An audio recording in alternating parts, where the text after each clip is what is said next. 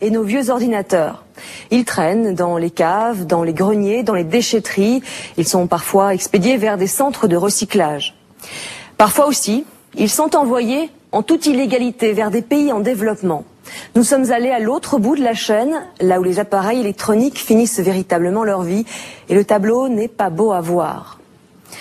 Le Ghana, par exemple, est devenu une poubelle électronique, un cimetière digital de nos déchets à nous, habitants des pays industrialisés.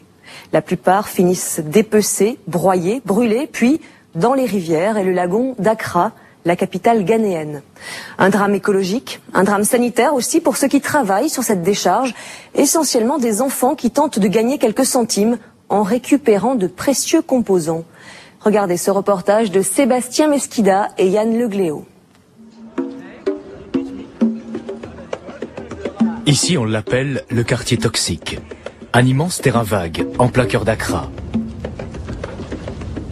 Bienvenue à Agboblochi, la plus grande décharge électronique d'Afrique.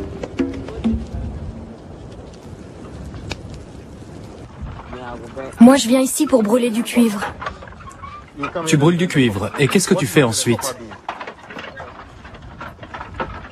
Une fois que le plastique a brûlé, je ramène le cuivre là-bas. Ensuite, je le pèse et on me donne un peu d'argent. Une écuelle de cuivre. C'est le fruit d'une journée de travail à Agboblochi. Mike Annan est un journaliste ghanéen, un des seuls spécialisés sur l'environnement. Cette décharge n'a pas de secret pour lui. Agboblochi est devenu un cimetière, une décharge pour les déchets électroniques du monde entier. Et là, je parle des ordinateurs, des télévisions et de toutes sortes d'électroniques. Chaque jour, des chargements entiers d'ordinateurs et de téléviseurs en fin de vie arrivent au port de Tema. Ils viennent d'Europe, d'Allemagne, de France, des Pays-Bas, de Grande-Bretagne et même des États-Unis. Et c'est ici que des enfants de 6, 5 ou même 4 ans cassent ces appareils. Ce qu'ils veulent, c'est le cuivre et les métaux contenus dans ces déchets électroniques. Mais tout ça a de graves répercussions environnementales et sanitaires pour le pays. En quelques années, le Ghana est devenu l'une des poubelles électroniques de l'Occident. Ces bateaux arrivent d'Europe ou des États-Unis. Terminus au port de Tema, à une vingtaine de kilomètres de la capitale. Dans ces containers, des milliers de vieux téléviseurs. On les retrouve dans la rue, vendus par camions entiers aux distributeurs du pays. Steven Jackson teste sa marchandise. Il vient d'acheter un chargement de télévision. Origine, Grande-Bretagne. Normalement, je peux réparer 22% de toute la marchandise. 22% de tout ce que vous recevez. Ça fait donc 78% qui partent à la décharge. Oui, exactement. Ces machines ont 256 mégas de RAM et un disque dur de 20 gigas. Elles arrivent d'Israël. Ces ordinateurs sont tous morts. Rien ne marche, c'est mort.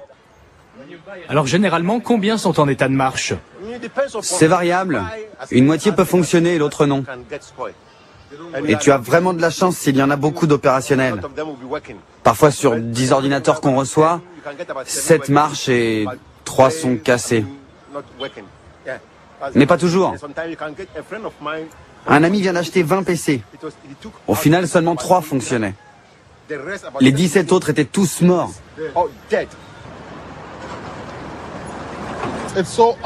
C'est clair que l'intention est de se débarrasser de ces déchets, car le recyclage de l'électronique devient de plus en plus cher. Et dans les décharges en Occident, on ne veut pas dépenser autant d'argent pour recycler proprement ces produits. Alors on les envoie en Afrique. Des pays riches au trottoir d'Accra. En toute illégalité, les déchets électroniques voyagent. Le Ghana reçoit chaque année des centaines de milliers de vieux écrans. Trop cher à recycler, trop cher à réparer. Ils sont vendus une bouchée de pain aux jeunes d'Agboblochi.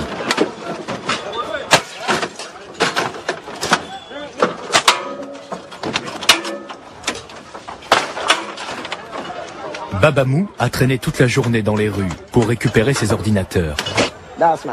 C'est mon coffre-fort. C'est là que je cache ce que j'ai acheté. Après, je mets un cadenas comme ça. Je ferme en attendant demain matin. Le matin, je prends mes outils et je commence à travailler. Dans ce décor de ville fantôme, le dépeçage des déchets électroniques peut commencer. Babamou s'attaque à un vieux poste de télévision, tout droit venu d'Europe. À l'aide d'outils rudimentaires, il extrait tous les métaux de valeur. Ce qu'on vend le plus cher, c'est le cuivre. Ça rapporte environ 1 euro pour 500 grammes. Ensuite, c'est le laiton, à peu près 70 centimes d'euros. Vient ensuite l'aluminium. On en tire 20 centimes pour une livre. Enfin le zinc. Il vaut 15 centimes d'euros. Sur le marché international, ces métaux se revendent 3 à 4 fois plus cher. Les jeunes, eux, ne gagnent qu'1 ou 2 euros par jour. Alors tout est bon à récupérer. Ici, des fils électriques sont roulés en boules compactes. Des paquets livrés un peu plus loin à Ibrahim, l'un des brûleurs d'Agboblochi. C'est un travail de bête. On souffre. C'est un travail très dur. Mais je gagne un peu d'argent. Le cuivre là, je le brûle. Je le vends et ensuite, il part aux États-Unis. La personne qui me l'achète l'expédie aux États-Unis. Et arrivé là-bas, ils en font des bracelets, des montres. Tout ce qui coûte cher. Ibrahim est une petite main dans ce trafic. Il rapporte fidèlement sa récolte aux Nigérians qui contrôlent la décharge. Mike Olou est l'un d'eux. Il fait travailler des dizaines d'enfants pour ses clients.